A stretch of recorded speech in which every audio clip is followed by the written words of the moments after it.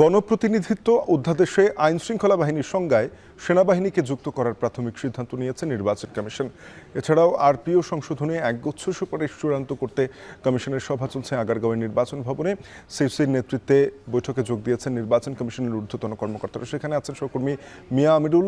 সরাসরি যাব তার কাছে। আমিরুল, সেনাবাহিনীকে আইন শৃঙ্খলা বাহিনীর সংজ্ঞায় যুক্ত করার সিদ্ধান্তের ব্যাপারে বিস্তারিত জানাবেন, আর কোন কোন ইস্যুতে সিদ্ধান্ত চূড়ান্ত হতে চলেছে আজকের এই বৈঠকের মধ্য দিয়ে?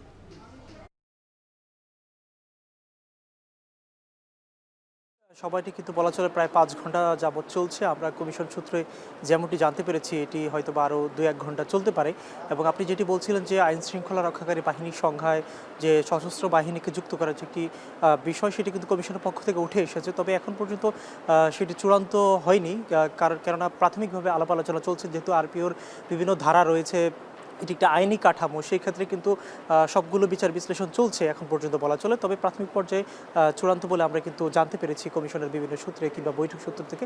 এবং এর পাশাপাশি আপনি জেনে থাকবেন যে একজন প্রার্থীকে, বিশেষ করে যে আগেরকার যে নিয়মটি ছিল যে একজন প্রার্থী তারা 3টি আসনে তারা নির্বাচন করতে পারবে, এবং এর পরবর্তীতে আমরা দেখেছিলাম যে কিন্তু নির্বাচন ব্যবস্থা সংস্কার কমিশনের পক্ষ থেকে কিন্তু একটি প্রস্তাবনা ছিল যে এটিকে 2টি আসনে করার জন্য।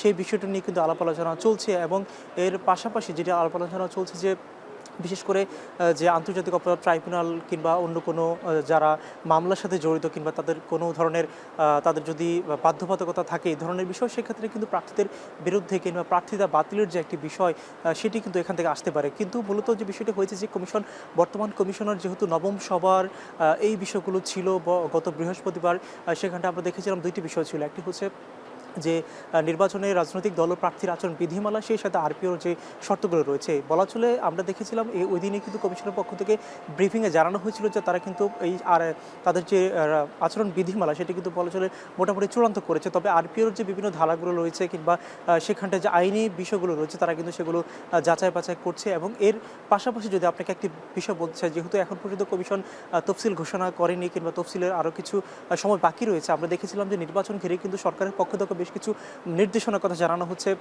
সকালে আপনি হয়তোবা যেমনটি দেখেছেন যে স্বরাষ্ট্র উপদেষ্টার পক্ষ থেকে কিন্তু বলা হচ্ছে যে আইন শৃঙ্খলা রক্ষাকারী বাহিনীর যে একটি বিষয়, তো বলা চলে এখানে যেহেতু কমিশনের পক্ষ থেকে এই প্রস্তাবনাটা উঠেছে কিংবা কমিশন এটি চাচ্ছে, এবং সেই সাথে সরকারের পক্ষ থেকেও কিন্তু ওই ধরনের আইন শৃঙ্খলা রক্ষাকারী বাহিনী নিয়ে একটি মতামত চলছে। তো এই বিষয়গুলো নিয়ে বেশ ভালোভাবে আলাপ আলোচনা চলছে। হয়তোবা আজকে ব্রিফিংয়ের মধ্য দিয়ে আমরা সবশেষ আপনাকে জানাতে পারবো। শাপিন, এই ছিল আমার কাছে। নির্বাচন কমিশন ভবনে নির্বাচন কমিশনের সভা চলছে, সেখান থেকে সবশেষ জানাচ্ছিলেন সহকর্মী মিয়া আমিরুল।